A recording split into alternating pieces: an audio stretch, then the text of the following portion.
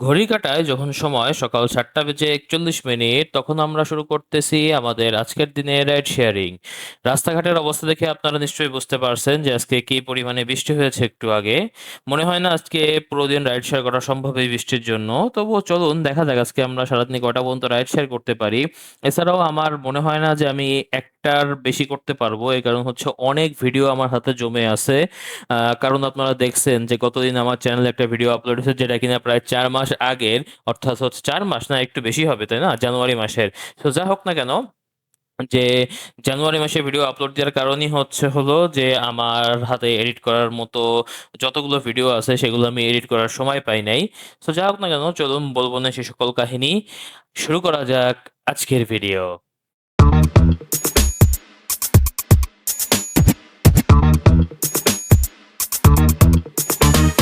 যাবেন যেন কোথায়?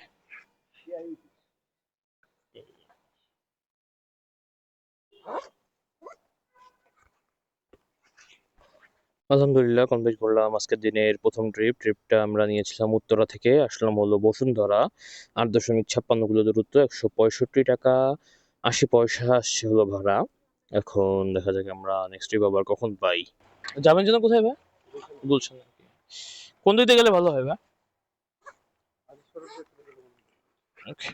আলহামদুলিল্লাহ কমপ্লিট করলাম আজকের দিনের সেকেন্ড ট্রিপটা নিয়েছিলাম হচ্ছে বসুন্ধরা থেকে, আসলাম হলো গুলশান 1। টোটাল দূরত্ব ছিল এই ট্রিপে 6.29 কিলো, ভাড়া এসেছিল 140 টাকা। যাত্রী কোনো ডিসকাউন্ট ছিল না এই ট্রিপে, পাঠায় নেট কমিশন কাটছে 21 টাকা 09 পয়সা। সুতরাং এই ট্রিপ থেকে আমাদের টোটাল আর্নিং 119 টাকা 48 পয়সা। এখন দেখি আবার আমরা নেক্সট ট্রিপ কখন পাই। যাবেন যেন কোথায় ভাই?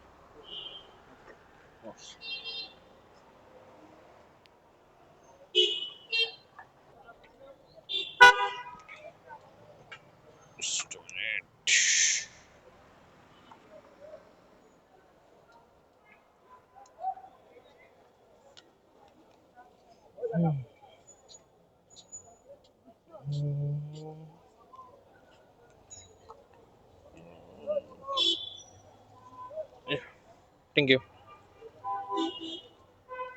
আলহামদুলিল্লাহ কমপ্লিট করলাম আজকের দিনে আরও একটি ট্রিপটা নিয়েছিলাম হচ্ছে বনশ্রী থেকে, আসলাম হলো বসুন্ধরা।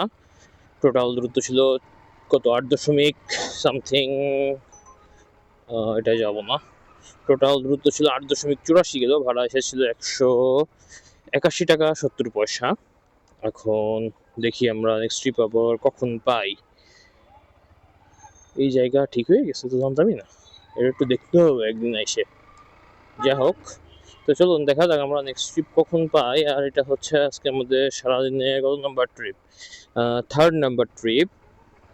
আজকে একটু কথা কম বলতেছি, আপনারা সকলে দেখতে পাচ্ছেন। আসলে হচ্ছে লাস্ট কয়েকদিন যাবৎ আমার উপর দিয়ে এত পরিমাণ স্ট্রেস গেছে কিছু বিষয় নিয়ে আর কি, যার কারণে আজকে সত্যি কথা বলতে কথা বলার মতো যেই এনার্জি ওটা হচ্ছে আমার ভিতরেই নাই। এই জন্য আজকে একটু কথা কম বলতেছি। ইন্ট্রো যেটা শুনছেন সেটা তো পরবর্তীতে ভয়েস ওভার দেওয়া, বাট হচ্ছে হলো এটা হচ্ছে এখন আমার র কন্ডিশন, ওই জন্য ইন্ট্রোর সাথে আবার এখনকার কন্ডিশন মিলানো যাবে না।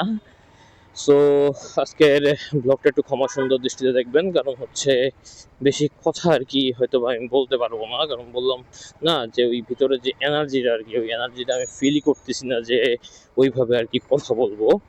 সো যা হোক, বলবো না কাহিনী কি হয়েছে না হয়েছে, আসলে কি নিয়ে স্ট্রেস ছিল সবই জানাবো আপনাদের। তো চলুন আগে দেখি আজকে সারাদিন ইনকাম করে নিই।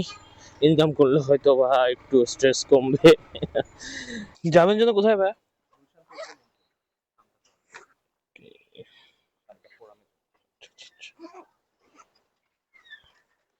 170।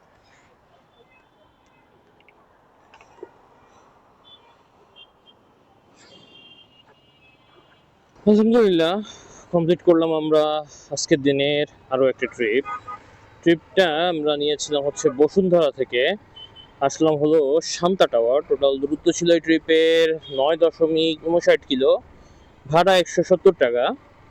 একটু কম হয়ে গেছে যদিও, কারণ হচ্ছে এই টাইমে ভাড়ার রেটটা একটু কম থাকে, কারণ পিক আওয়ারটা শেষ সকাল 10টা পর্যন্ত আর কি। বর্তমানে দেখা যায় যে পিক আওয়ারটা থাকে, এরপরে আর এই পিক আওয়ারটা থাকে না।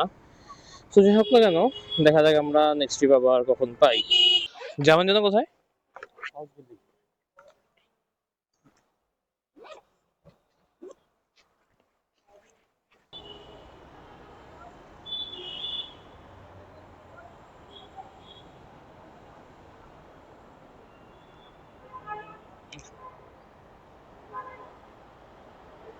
আলহামদুলিল্লাহ কমপ্লিট করলাম আজকের দিনে আরও একটা ট্রিপটা নিয়েছিলাম হচ্ছে মহানগর থেকে আসলাম হলো হাউস বিল্ডিং। টোটাল দূরত্ব ছিল ট্রিপের 15.72 কিলো, 251 টাকা ভাড়া।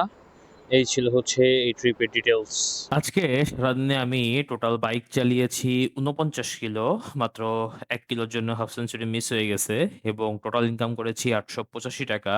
সুতরাং পার কিলোতে আমার টোটাল ইনকাম কত দাঁড়ায়? মাত্র ৳১৮ করে। গতকালকে আমি গিয়েছিলাম হচ্ছে আমার বাইকের চেইন সেট চেঞ্জ করতে। সেখানে আমার খরচ হয়েছে প্রায় ৳২৪০০। ৳২১০০ হলো চেইন সেটের দাম, ৳৩০০ নিয়েছিল হচ্ছে ফিটিং চার্জ। পিছনের ব্রেক প্যাড চেঞ্জ করছি, কম দামিটা লাগাইছি। সেখানেও লাগছে প্রায় ৳৩৫০। তাহলে এই যে প্রায় ৳২৬০০ থেকে ৳২৭০০ মতো যে খরচগুলো আমার লাগতেছে, এই খরচ কি ৳১৮ কিলো থেকে ওঠানো আদৌ সম্ভব? এই প্রশ্নটা হচ্ছে রাইড শেয়ারিং যে কোম্পানিগুলো আছে তাদের কাছে হচ্ছে রেখে গেলাম। আমি মনে করি যদি তারা এভাবে ভাড়া না বাড়ায় এবং এরকমভাবে রাখে, একটা সময় যেয়ে অ্যাপ ভিত্তিক রাইড শেয়ারিং বাংলাদেশে টোটালি বন্ধ হয়ে যাবে। এই কথাটা আমি আগেও বলছি, এখনো বলতেছি। আজকেরই একটা কাহিনী আপনাদেরকে বলি যে, আজকে আমি দেখলাম যে, উবারে একটা ভাড়া ঢুকলো একই জায়গার, ঠিক আছে? অনেক সময় অনেক স্টুডেন্টরা থাকে। এটা একজন স্টুডেন্ট আরকি কল করেছিল যে, তারা হচ্ছে দেখা যায় উবার পাঠাও ২ টাতে একসাথে কল করে। সেম জায়গার কল, সেম জায়গার থেকে ৭ কিলো রাস্তায় উবারে ভাড়া আসলো ৳১৩৬, পাঠাওতে আসলো ৳১২০। ৳১২০ র ভিতরে আবার ১৫% কমিশন। তাহলে আর একজন রাইডারের হাতে থাকে কি? এই যে গতকালকে আমার চেইন সেটের টাকাটা, এটা কি আমি আমার ইনকামের টাকা থেকে উঠাইতে পারছি কি পারি নাই? The answer is no, আমি পারি নাই। সো এখান থেকে আমি কি বুঝবো আরকি যে এই ধরনের রাইড শেয়ার করে লাভটা কি বলেন? যা হোক না কেন, এই হচ্ছে বর্তমানে বাংলাদেশে রাইড শেয়ারিং এর অবস্থা, যা কিনা অত্যন্ত বাজে। আমার কাছে কখনোই মনে হয় না যে অ্যাপ ভিত্তিক রাইড শেয়ারিং বাংলাদেশে লাভজনক। তবুও যে এই সকল মানুষেরা আসতে চান, অনেকে আবার না জেনে বুঝে অনেক কথা বলেন। দেখা যায় যে আমি যখন বিভিন্ন চ্যালেঞ্জ নিই, চ্যালেঞ্জগুলো পূরণ করে আপনাদেরকে দেখাই, তখন আবার বলেন কি যে, "ভাই আপনি কি এই কোম্পানির দালালি নিয়েছেন, ওই কোম্পানির দালালি নিয়েছেন।" আসলে বিষয়টা দালালি না। আমি হচ্ছে আপনাদের রিকোয়েস্টেই এই ধরনের ভিডিওগুলো বানাই। আপনারাই কমেন্ট করেন যে, "ভাই সারাদিনে কি ১,০০০ ইনকাম করা সম্ভব?" ওইজন্যই আপনাদেরকে দেখাই যে হ্যাঁ, এটা আদৌ সম্ভব কি সম্ভব না। কারণ আমার মেইন কাহিনী তো হচ্ছে আপনারা। অডিয়েন্সের যেই ডিমান্ডটা থাকে, ফেয়ার ডিমান্ড গুলো, সেগুলো হচ্ছে আমি আপনাদেরকে আরকি করে দেখানোর চেষ্টা করি। এখন যে বিষয়টা নিয়ে আসি যে, সমালোচনা আমি সব কোম্পানিরই করি। যেই কোম্পানি আমাদের রাইডারদের সাথে আরকি ভালোভাবে বিহেভ করবে না, তাদের বিরুদ্ধে হচ্ছে আমিও বলি, আপনারাও বলেন। আর একটা কথা যে সবসময় মাথায় রাখবেন যে, বাংলাদেশে বর্তমানে অ্যাপ ভিত্তিক রাইড শেয়ারিং এ কম্পিটিশন এত পরিমাণে বাড়ছে যে, এ চায় এর যাত্রী নিয়ে যাইতে, ও চায় ওর যাত্রী নিয়ে যাইতে। আরকি ২ জনের মধ্যে কাড়াকাড়িতে মাঝখান দিয়ে মাইর খায় হচ্ছে হলো রাইডাররা। সো এই হচ্ছে অবস্থা। গতকালকে এই জিনিসটা হিসাব যখন আমরা করি আরকি, তখন হচ্ছে বিষয়টা আসলে হতাশার থাকে। এটা নিয়ে নাকি কমেন্টও করছেন। আপনাদের কমেন্ট করার আগেই থেকেই আমি জানি যে গাড়ি যখন সার্ভিসিং সেন্টারে ঢোকে বা কোনো একটা পার্টস খারাপ হয়, তখন বোঝা যায় যে রাইড শেয়ারে আসলে লাভ নাকি হচ্ছে লস। সো এই ছিল আজকের ভিডিও। ভিডিওটা বেশি একটা বড় হইল না। কারণ হচ্ছে আমি বললাম যে আমি সারাদিন অনেক স্ট্রেসের ভিতর দিয়ে ছিলাম লাস্ট কয়েকদিন যাবৎ আরকি। এমনকি আজকেও। যার কারণে হচ্ছে ভিডিওটা আমি বেশি লং বানাইতে পারলাম না। প্লাস হচ্ছে অনেক এডিটিং জমে আছে। এখন যে এডিট করে আপনাদেরকে ভিডিওটা দিতে হবে। এই যে এখন যে ভিডিওটা দেখতেছেন না, আমি এখন বাসায় যাচ্ছি, যেয়ে হচ্ছে এডিট করে এই ভিডিওটা হচ্ছে আপনাদেরকে আরকি দেব। এছাড়া আপনাদের জন্য আরো কিছু চ্যালেঞ্জ ভিডিও আছে যেগুলো হচ্ছে বানানো আছে, যেগুলো এখনো এডিট করা হয় নাই। সেগুলো আস্তে, আস্তে আপনাদেরকে দেব। সো যাই হোক না কেন, আজকের ভিডিওটা একটু ক্ষমা সুন্দর দৃষ্টিতে দেখবেন। কারণ বেশি একটা কথা আমি আপনাদের জন্য বলতে পারিনি। এবং ভিডিওটা ভালো লাগলে একটা লাইক করে দিবেন। যারা Facebook পেজ থেকে ভিডিওটা দেখছেন তারা অবশ্যই Facebook পেজটাকে ফলো করে দিবেন। যারা YouTube চ্যানেল থেকে ভিডিওটা দেখছেন তারা অবশ্যই YouTube চ্যানেলটাকে সাবস্ক্রাইব করে দিবেন। দেখা হচ্ছে নতুন আরেকটা ভিডিওতে। আল্লাহ হাফেজ।